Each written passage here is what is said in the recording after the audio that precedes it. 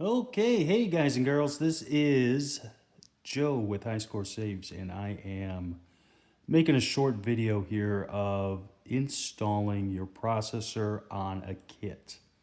There's been some questions, and I wanted just to make sure that we go over some of the points on the kit. It's just going to be we'll see how long this video is, but I just want to cover the basics. And what I want to do is discuss the offline, which is the regular kit here. And I'm demonstrating here on the Z80 and the 6502 kit. And then we have the Wi Fi kits also in the Z80 6502.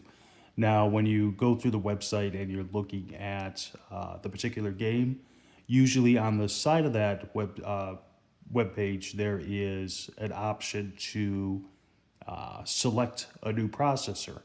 Now, every working PCB already has a processor on it, so you do need to look at your install guide for your particular game because there are different processors, and I'm just covering the basics. The Z80 is the most common. 6502 is also common. Then we got the 6809. Then I've got the special Z80, which I call version 2s, which are like Gorf and different things. And you could see in the install pics what each kit looks like. But I want to just cover the basics on here, where we have a Z80 kit, and you can see under the process or the 40 pin socket where the processor goes, there's going to be a couple things. You've got what processor it is, so it's a Z80. Where if we looked at this one, that's a 6502. And it doesn't matter if it is Wi-Fi or not. As you can tell, the kits are very similar, but this is why you can't upgrade to a Wi-Fi kit when you purchase or after the purchase, because there are certain things that aren't popular. You've got the lights, you've got the external module, the socket, and some other logic that goes underneath. So when you do purchase your kit, I always highly recommend doing the Wi-Fi because then you can compete against others with the same game that have a Wi-Fi kit on a global web page, which is kind of cool. You can put your initials in, it uploads, connects to your Wi-Fi in your home or business, and actually really, really cool. So we're gonna use a Z80 6502 and the 6502. We'll go over both of those. When we're taking a look here, again, we have the 40 pin socket. And if you notice here, it says pin 1. So that is your number 1 pin. So on a Z80, let's make sure we get this in frame, you're going to see a little notch, or there could be a dot, depending on the type of Z80 that you have. And wherever the notch is, the pin starting on the left top is pin 1. So when you're installing onto your kit, you've got pin 1, you've got your Z80. You push it down into the socket, make sure that it's seated completely. This one is not. And oops, if I decide to put that Z80 in, that's something that you want to make sure is pressed in firmly. So when we're doing that, obviously 2 key points: making sure that the right processor, which is coming off your original PCB, gets the proper orientation, which is also stated in the install guide. Usually there's a picture there, and if you put this upside down, your kit is not going to work. If you bend a pin, your kit is not going to work.